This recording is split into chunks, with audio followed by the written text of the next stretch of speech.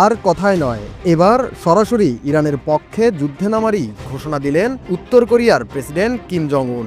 Iran চাইলেই ইসরায়েলকে ধ্বংস করার মিসাইল দেবে দেশটি, এমন খোলা প্রস্তাবই দিলেন বিশ্ব রাজনীতির আলোচনায় থাকা এই নেতা। মঙ্গলবার প্রকাশিত এক প্রতিবেদনে কিম বলেন, ইরান চাইলে ইসরায়েলের বিরুদ্ধে যুদ্ধ চালাতে ক্ষেপণাস্ত্র দেব, ইসরায়েলকে মুছে দিতে শুধুমাত্র একটি মিসাইলই যথেষ্ট। যুদ্ধের ময়দানে এক ধাপ এগিয়ে এবার ইরানের পাশে দাঁড়ালো উত্তর কোরিয়া।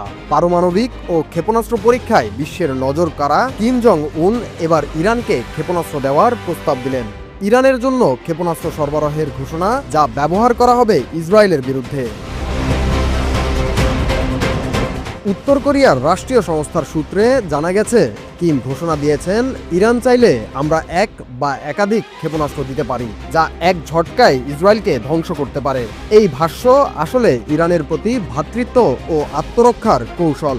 বন্ধুরাষ্ট্রের বিপদে এগিয়ে আসা কিমের জন্য নতুন কিছু নয়।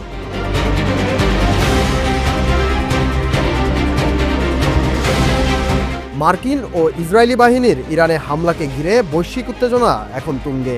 এই হামলায় নিহত হন ইরানের সর্বোচ্চ নেতা আলী খামেনি। এই প্রেক্ষাপটেই কিমের এমন হুমকি ইরানকে বিশেষ সুবিধা দিবে, এমনটাই দাবি অনেকের।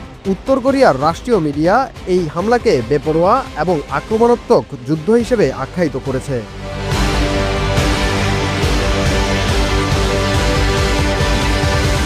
বিশ্লেষকরা বলছেন, উত্তর কোরিয়ার ক্ষেপণাস্ত্র ও প্রযুক্তি ইরানের চেয়ে অনেক উন্নত। কিমের একটি ক্ষেপণাস্ত্রেই ইসরায়েল ধ্বংস, এমন হুমকি যুদ্ধকে আরও প্রভাবিত করবে।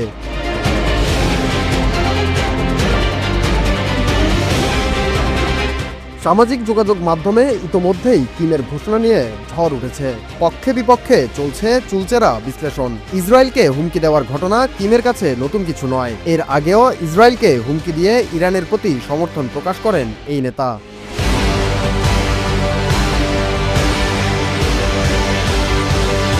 বিশ্লেষকরা বলছেন, রাশিয়া, উত্তর কোরিয়া, ইরান আর সম্ভবত চীন নিজেদের অবস্থান শক্ত করার চেষ্টা করছে। যে কোনো সময় একযোগে যুক্তরাষ্ট্র, ইসরায়েল ও তাদের মিত্রদের উপর হামলে পড়তে পারে। এদিকে যুক্তরাষ্ট্র ও ইসরায়েল ইরানকে দুর্বল করতে মরিয়া।